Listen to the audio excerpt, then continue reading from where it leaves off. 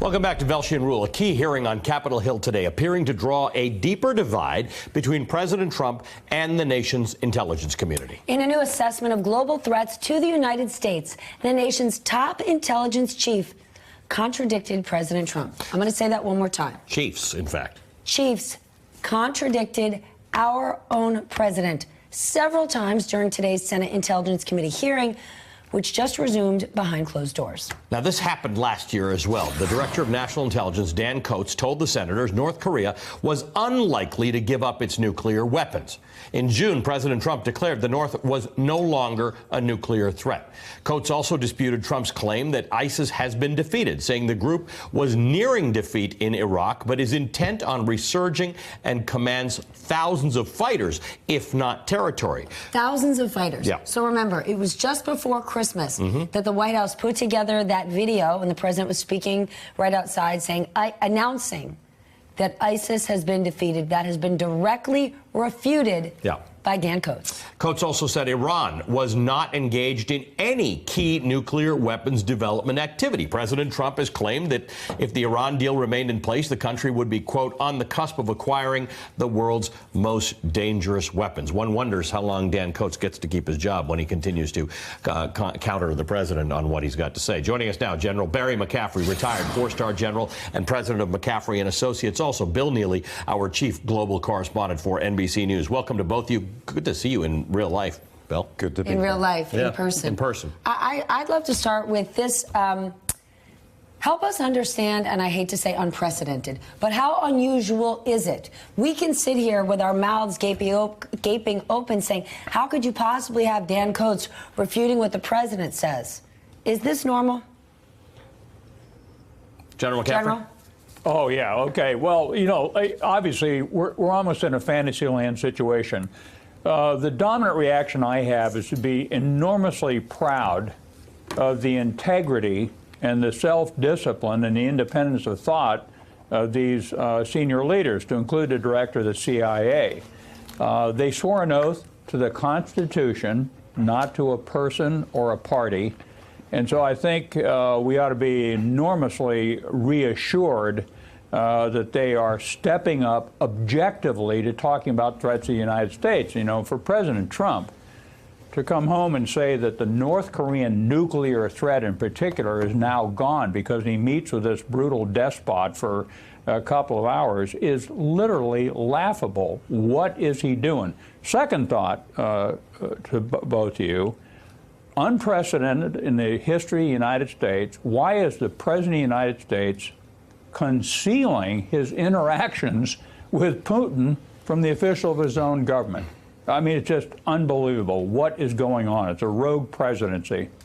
Bill, Dan Coats seems to be suggesting on this front that the threat from North Korea hasn't diminished. So, you know, President Trump constantly talks about the threat from Iran having increased and the threat from North Korea having diminished. And Dan Coats said entirely the opposite of that today, that we shouldn't expect that North Korea is going to stop producing nuclear weapons, and Iran's not actually producing nuclear weapons. Yeah, in some respects, to follow on General McCaffrey, we shouldn't be surprised by any of this. Why are we surprised that the intelligence community disagrees with the president and the president disagrees with the intelligence community? It's been a theme. Right, going back to interference in the election, this has been... Indeed.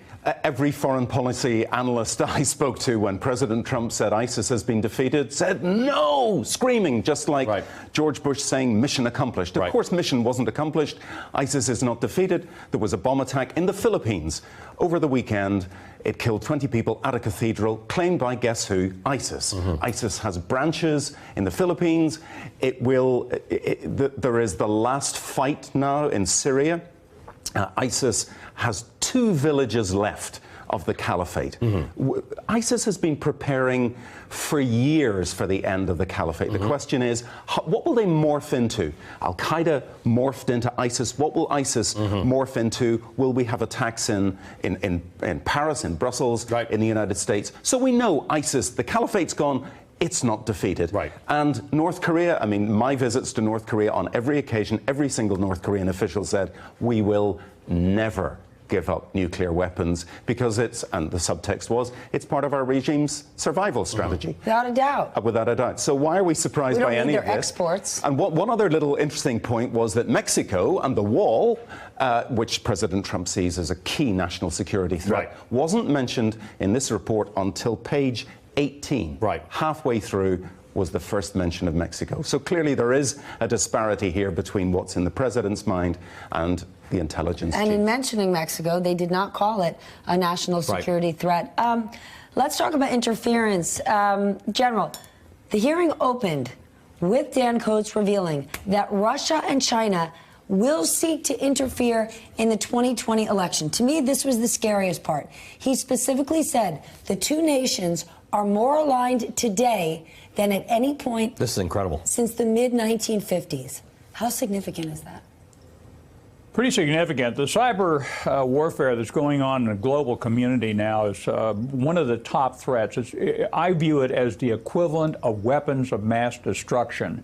A lot of it from the organized states, like the Russians, tends to be political interference or commercial espionage.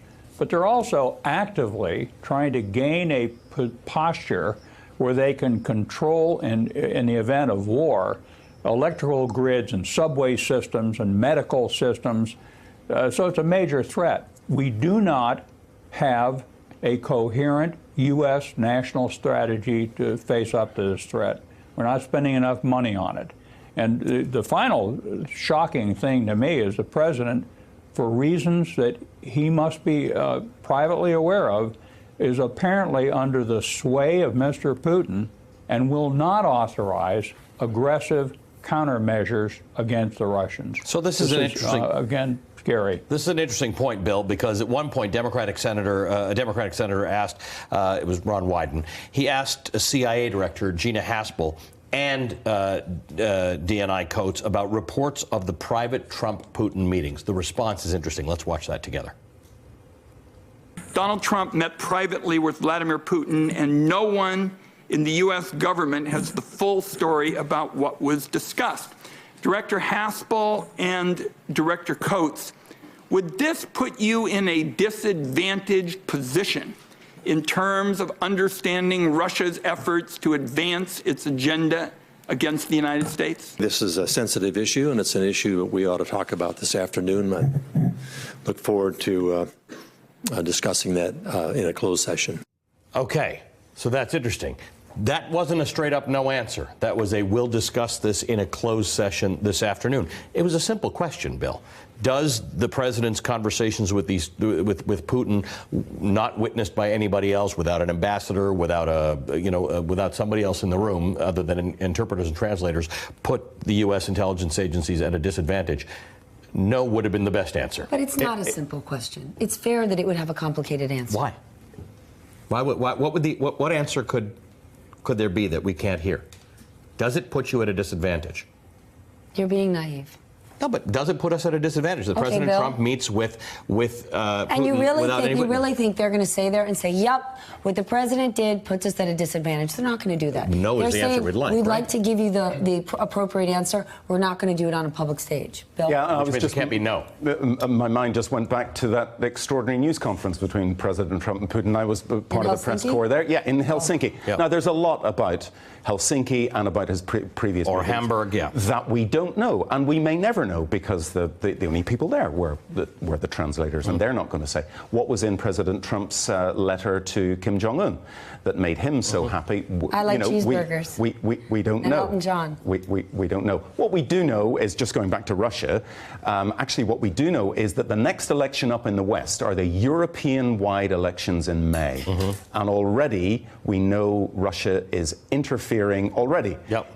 Because it can see the rise of populism in Europe. It can see the disruption that can be caused. You look at the yellow vests in France. You look at the Brexit disaster. So it's in Russia's interest, of course, to interfere as much as possible. And where China's interests and Russia's interests align, why wouldn't they do malign things with regard to the United States? I mean, General McCaffrey will know a lot more about this than I. But again, not surprising that China and Russia are regarded as China the long-term threat, Russia the disruptive threat.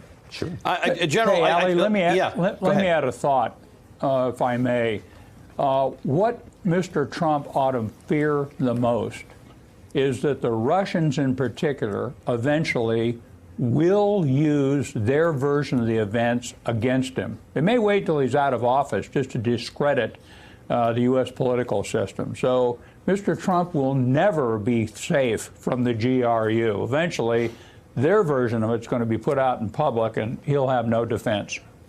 Hey, MSNBC fans, thanks for checking out our YouTube channel. Subscribe by clicking on that button down there and click on any of the videos here to watch the latest interviews and highlights. You can get more MSNBC for free every day with our newsletters. Just visit msnbc.com/newsletters to sign up now.